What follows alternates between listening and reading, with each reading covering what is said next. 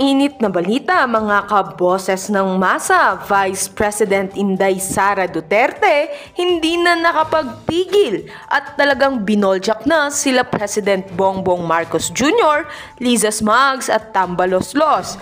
Dito nga natin makikita na pati ang nananahimik na nabisi presidente ay hindi na kinakaya ang mga kabalbalan na ginagawa nila kuting ng norte sa ating bahal na bansang Pilipinas.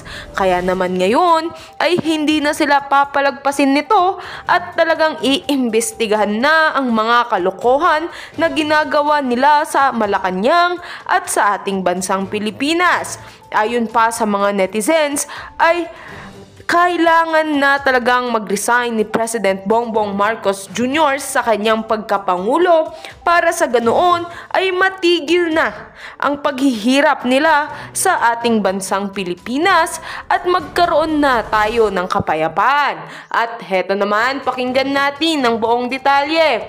By the way, this is Boses ng Masa at kung bago ka pa lamang sa aking channel ay mag-subscribe ka na!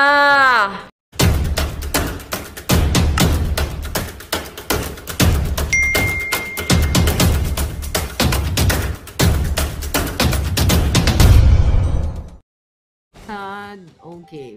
Pero bago ang lahat, alam nyo, dapat uulatin natin yung mayroon tayong expose na naman.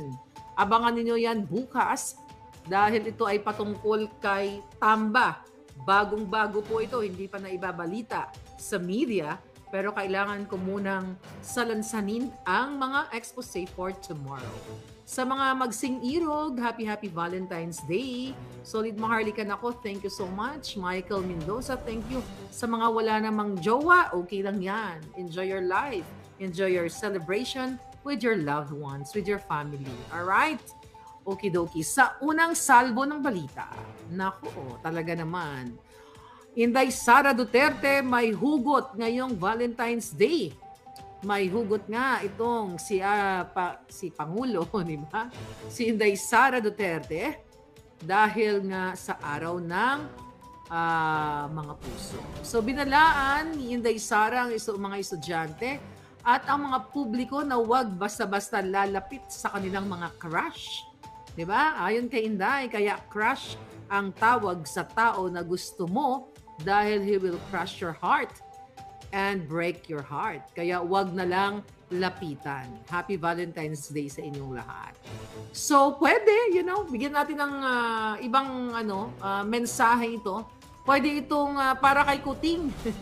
Kasi kinrush ni Kuting hindi lang ang heart ni Inday, kundi ang heart ng taong bayan sa kanyang pagbubudol sa ating lahat. Kaya wag lapitan. Actually, yung ating expose, mawiwindang kayo bukas na yan. Kaya matulog muna kayo after nito. So, base ito sa sidelines ng kanyang official visit sa Malaysia. Doon niya sinabi. So, sa hiwalay na message ni Inday Sara ay nagpaalala siya sa publiko na mas mahalaga pa rin ang bigas kaysa sa pag-ibig ngayong araw ng mga puso. Ayon kay Sara, ang sa akin lang, mas importante ang bigas kaysa sa love. Kung meron kang love pero wala ka namang pambili ng bigas, para kang kumain ng kare-kare nang walang kanin. Ganyan ang Valentine's Day. Bigas bago love. Diba? Isang patama ito sa administrasyon. Dahil mas uunahin pa, parang kailangan mong magkaroon ng bigas sa araw ng Valentine's Day. So ito'y malinaw para sa akin na patama sa gobyerno na ka-unit team. Well, wala nang kasing unit team talaga. At ito'y isang bigo, isang bigo na nangyari sa kanyang crush. Na crush na Kuting, di ba? Kasi marriage made in heaven, chuchu. Tapos ngayon, ang ginawa pala, nagkamali si Inday kasi kinrush ang kanyang heart ng buwaka ng Ginimes na Kuting dahil sa asawa niyang butod. Okay? Kaya naman, hindi lang na-crush yung heart ni Inday, kundi na-crush ang kinabukasan. Crush, na-crush ng bonggang-bongga. C-R-A-S-H. Dahil na-crush ang inyong pangarap, ang inyong pagbangon. Kaya naman, dahil na-crush, Dahil kay Kuting at kay Butod at kay Tambalusos sa lahat sa kanila, wala na kayong pambiling bigas. Actually, kung kare-kare ang ulam, Inday, kung may mahal ang ingredients ng kare-kare. Di ba Palangga? Ang mahal ng ingredients ng kare-kare. So ito ay, even naman sa mga pronouncement ni Inday, ako nakikita ko dito kay Inday Sara, mga Palangga. I think we're just waiting for the right time. And also, mararamdaman mo yung kasi sabi nga nila parang action speaks louder than words. And now ito yung mga words ni Inday, ito yung mga aksyon na ginagawa niya na hindi niya napipigilan yung damdamin niya, yung utak. Kasi pag nagsasalita ang isang tao, hindi ka magsasalita dahil bangag ka, katulad ni Kuting. So pag nagsasalita ka, lagi kang may hugot. Totoo yan. Lahat ng nagsasalita ay may hugot yan, whether negative or bad hugot, di ba? May hugot talaga yan. Sila Kuting, ang kanilang hugot, Miss Sarah, ay hugot nila puro bangag-bangagan lang. So, ang tingnan kay Inday, yung hugot niya is talagang nakikita niya na binabalasubas, binabalahura ng hinayupak na gobyernong ito. Lalo na, sabi ko sa'yo, ulit-ulitin ko, abangan niyo bukas ang ating expose kung paano lapastanganin ng mga kongresista bago po ito sa pandinig ninyo. Pero, tuloy muna natin ang balita ngayong Pebrero 14. DMW nagbabala sa publiko versus illegal student tourist visa scheme. Ahas Butod, Lisa exempted na naman sa kanyang pagiging fixer.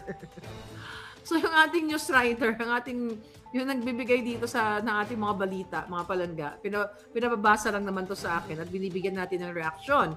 Yun ang mga balita. So, you know that na si Lisa isang fixer ng US visa. Kaya ang title dito is Department of Migrant Workers daw nagbabala sa publiko versus illegal student tourist visa scheme. Pero si Lisa ay exempted. Dapat yan ang ginawa niya ng babala. Uy, DMWD, ang si Lisang hinayupak na yan. Hindi lang perang kinakamkam yan. Pati mga US visa ay pinifix niya. Yan ang dapat niyang imbestigahan. Mga buwaka ng GNMS. So nagbabala ang isang opisyal ng Department of Migrant Workers or DMW sa mga Pilipinong naghahanap ng trabaho sa ibang bansa laban sa mga recruitment agencies o ahente na nag-aalok ng student o tourist visa na nagsasabing ito ay mga illegitimate migration pathways. Konting advice lang. Okay? Kung gusto niyo naman mag-aaral sa ibang bansa, mga Palangga, like sa akin, hindi nyo na kailangan dumaan ng mga ahensya. Huwag na kayo bumayad ng mga limpak-limpak na salapi, milyones. Kasi madalas yan talaga scam. Yung pinakamabilis, on your own, mag-research lang kayo, magbasa kayo, huwag na kayo pumunta sa mga ahensya. Dahil kung nung ako'y pumunta ng Amerika, at start, muna ako, turista muna ako, na ngayon, tinitignan ko kung pwede ba akong magstay legally, mag-aral ba muna ako? Kaya nagkapag-aral ako sa Jamaica, ang dami kong tinapos. Ang dami kong tinapos na mga certificate courses. Tinapos ko 'yon kasi kailangan kong gawin. It's an opportunity for me and to be legal here in the States. Marami pong mga paraan. Ako sa Amerika lang ang alam ko, sa ibang bansa hindi ko alam. Kung ano mga pathways diyan legally. Pero huwag kayo dumaan sa mga ganitong klaseng scam. Dahil madalas, ang mga kasabot dito, mga taong gobyerno lang naman to Okay? Gusto nyo sa Europa, sa Canada, you try muna, mag-apply muna kayo ng visa. But before you travel, Europe, UK, Japan, mag-travel muna kayo sa Asia para ma-show nyo sa consul na you can afford to travel. Then, pag nakarating kayo sa mga bansa, let's say America, tignan nyo muna kung gusto nyo ba mag-aral, gusto nyo transition whatsoever, gamitin niyo yung skills ninyo. Gamitin niyo yung utak ninyo. Lahat po yan Googleable. Nag-google lahat yan. Nung ako, nag-google man lang ako, di ba? Kami nag-google, then I'm glad. This may alindog now. Okay, tuloy natin ang balita.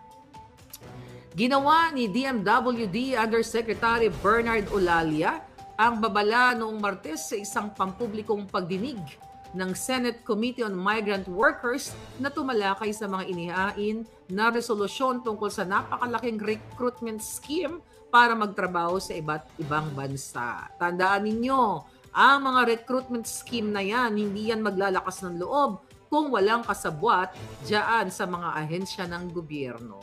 Wala pong mambubudol kung wala tayong budol na mga tao like katulad ni Kuting, ni Lisa Fixer o sa iba't iba pang ahensya. Sabi nga, walang mabubudol kung walang mambubudol o walang ayaw magpabudol. But again, ang pambubudol ngayon ay ini-enforced, 'di ba, ng Malacanang. Binudol na tayong lahat. At ngayon patuloy tayong binubudol kaya sa Feb 25, dyan sa Cebu, pumunta kayo at baka tuloy-tuloy na yan ng bonggang-bongga, buhati na si Kuting dahil sabi ko nga, ulit-ulitin ko, ang expose ko tomorrow ay magigimbal ang sambayan ng Pilipino.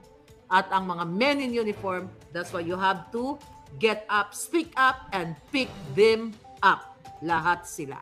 Tuloy natin. Pinapalabas po natin sa Labor Advisory na never pong tatanggap ang taong nagnanais magtrabaho abroad ng student visa o kaya ay tourist visa kasi hindi po ito lehitimong labor migration pathway to any destination country. Isa po itong red flag, sabi ni Olalia. Naku, mali ka dyan. Okay? Hindi yan totoo. Basahin ko ulit, intindihin natin. Para dun sa mga nangangarap lumabas ng bansa. Yeah, I'm just telling you personal experience.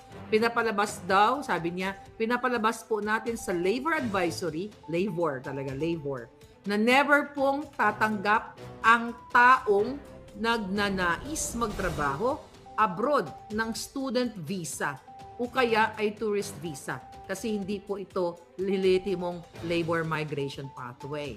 Wrong! Okay? Pipigil ko, marami akong kwento dyan. Wrong! You know why?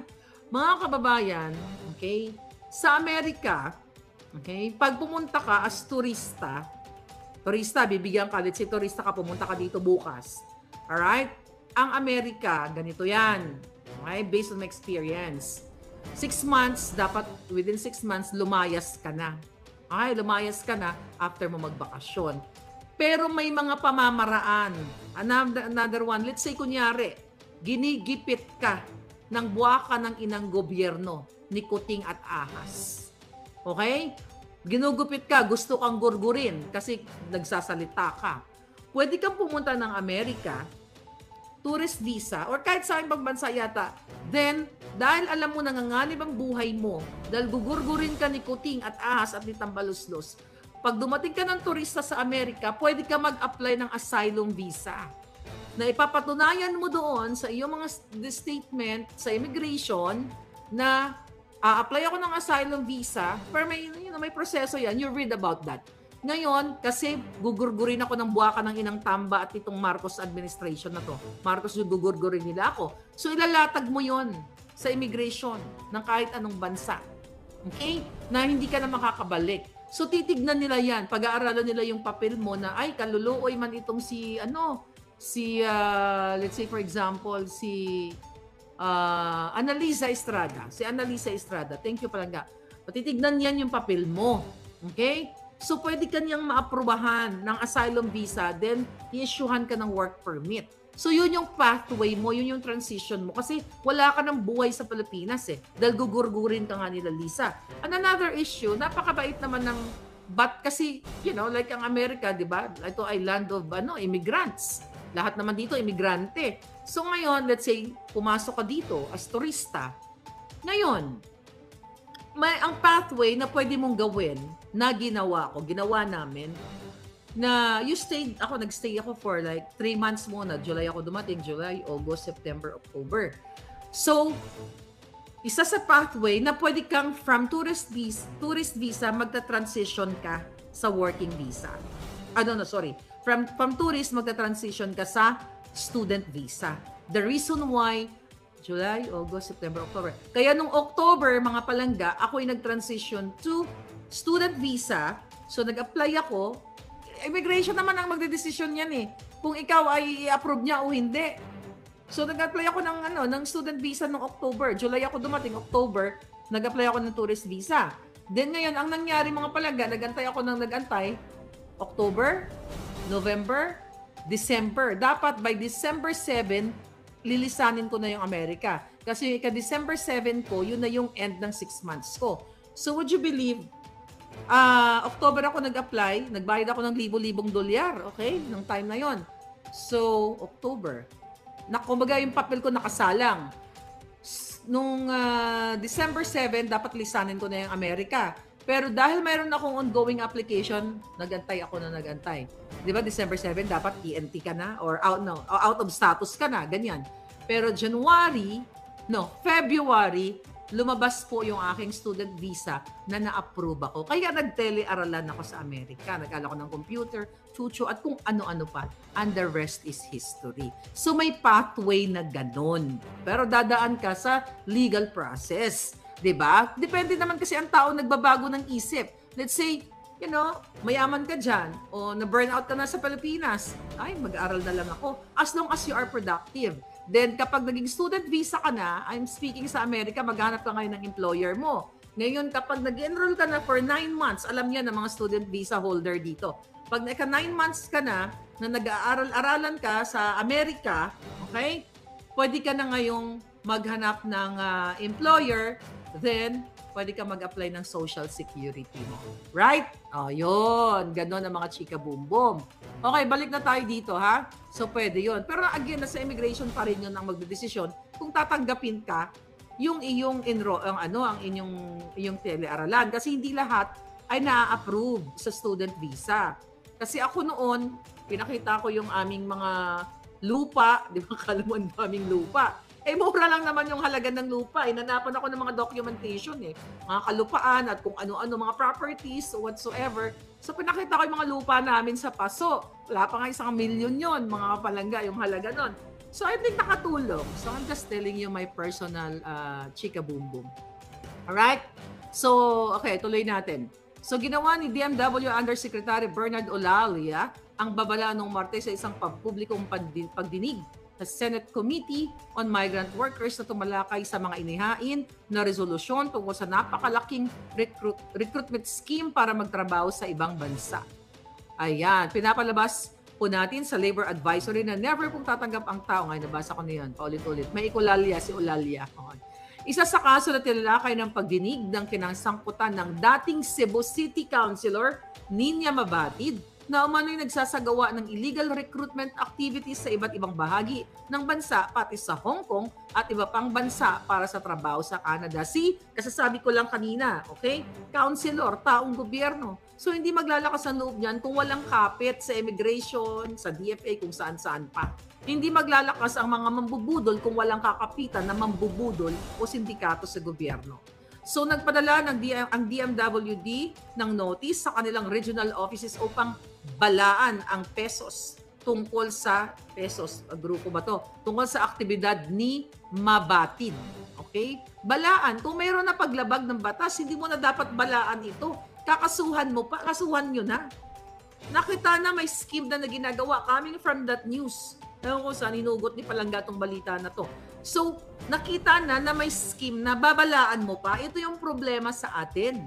Sa Pilipinas, sa mga politiko, mga hinayupak, taong gobyerno, makita mo nagsisinungaling na, pwede nang kasuhan ng perjury, pwede mo nang i-contempt, di ba? Katulad din sa Senado, pero babalaan mo pa. That's why ito yung hinaing ko, okay? Dun sa hearing nakaraan kay Senator Amy. But I have pasabog tomorrow about din dito kay Senator Amy. Senator Amy, mawiwindang ka dito. Baka alam mo na rin to. Okay? Mawiwindang kayo. Alright?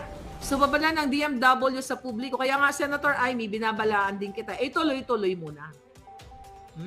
Dahil yung pinsan mong taksil sa bayan at traidor, yan ang titegi sa'yo, gugurgur sa'yo. You will know tomorrow. Babala ng DMW sa publiko, huwag padadala at huwag patulan at isumbong agad sa kanila para ito ay magawa ng paraan na makasuhan. Ayun na nga isumbong agad. Nahuli mo na ito si Mabatid. DMWD, alam nyo na may scheme. Bakit nyo kasuhan? Babala pa lang. Di ba puro kadyotahan lang ginagawa ng mga inayupak na to? Gusto nyo pa ini-encourage yung mga publiko na isumbong sa inyo. Ito sabi ninyo nahuli nyo na itong Mabatid na ito. Ngayon papadala lang kayo ng notice para balaan? Anong balaan? Mga bulaan. Naganda na rin ang National Bureau of Investigation sa pagitan ng kanilang regional offices na magsampa ng illegal recruitment at estafa cases laban. O ayan, mabuti naman. O, hindi pa pala tapos ang balita. O baka ningas kugon lang ito, mga jutang Genemes. Ay nako, ito. Supply ng pagkain sa El Nino, pinatitiyak ni Pangulong Bangag ninyo. Ay nako, inatasan ni Pangulong Bangag na Bangag noon at ngayon na si Junior ang Department of Agriculture, DA, na siguraduhin parang culture. Ang taas ng pitch ko doon. Siguraduhin ang katatagan at supply ng mga pangunahing pagkain sa gitna ng El Nino phenomenon. Nakalitya na naman tong El Nino na ito. Sa press briefing sa Malacanang matapos sa kanilang sectoral meeting, si Pangulong Bangag. Okay, tiniyak naman ni DA Secretary Francisco Chu Laurel na nagsinungaling sa kanyang credentials, another pambubudol, na siya ay nagtapos sa UST, mambubudol, na mayroong sapat na supply. Lahat mambubudol yung ayan ng gobyerno palangga. Mga jutang Genemes, na mayroong sapat na supply ng pangunahing commodities sa bansa. Samantala, nasa 141 million ang nasirang palayan habang nasa 10 milyon na sa mais sa El Nino. Paliwanag naman ng Presidential Communications Office, Assistant Secretary at Task Force El Nino spokesman Joey Villarama na ang mga nasirang palay at mais ay mula sa Region 6 at 9 at maituturing na maliit na halaga lamang. O mga yawa. Maliit na halaga, 141 million, 10 million. Kung sa bagay, maliit na halaga sa mga nakaw ng tiwali sa gobyerno. Ang 10 million, ang 500,000 o 100,000 ay malaking halaga sa mga farmers na mga nasira ang kanilang palayan. Kaya dapat ninyo tong ayudahan. But coming from your statement, Presidential Communications, Jutang Genemes, ito'y what? Maliit lamang? See that? They don't care. Imbis na sabihin nila na itong mga naasalanta ay tutulungan ng gobyerno, hindi yung maliit lamang yan, konti lang yan. See, wala talagang pagmamahal. Kasi kung tapat at ito'y para talaga sa Pilipino, ang gobyerno ni Bangag Jr. ay dapat right there and then, sisiguraduhin po namin dito sa Malacanang o kung saan mang ahensya na tutulungan namin itong mga nawalan ng palayan. See that? Kasi wala silang pakialam sa inyo. Kaya maliit lang na bagay yan. Chuchu daw. Oh. Ang sabi pa ni Villarama, okay? Sa kabila nito tiniyak ni Villarama na sapat ang supply ng bigas at iba pang pagkain sa bansa sa kabila ng naranasang tagtuyot. Okay? Wala silang solusyon. Nakita nyo na? Nasiraan, 441 million ang mga negosyo nila, plus 10 million, so total of 151 million, maliit lang daw. Walang course of action. Yung mga biktima na nawala ng negosyo, nawala ng pagkubayan, maliit lang yan. At tiniyak na puro lip service lang itong mga hinayupak na ito, puro kadyuta. Sinabi naman ng Pag-asa na abuti ng hanggang Abril ang panahon ng tagtuyot na katulad ni Lisa Smugs, tuyot ang Kipay Labub. Ba't naisingit dito? Samantala, mula sa dating 50 ay nasa 41 na lamang ang mga lalawigan na tinamaan ng El Nino. Kailangan i-research. So baka sinungaling na naman to pati lalawigan. Pinagsisinungaling. Ay nako, kakainis. Okay, susunod na mga balita, 32.72 billion inilaan ng DBM sa livelihood employment programs. Oh, tiyan mo basahin natin. Mainilaan daw ang Department of Budget and Management na 32.72 billion para sa livelihood programs. 99% mapupunta na naman kay Butod. 'Di ba? Ang billion na 'to, 1% mapupunta sa livelihood, 99% sa Butod ni Lisa Smugs at ni Kuting. Tangina, puro kasinungalingan. Naglaan ang Department of Budget and Management ng mahigit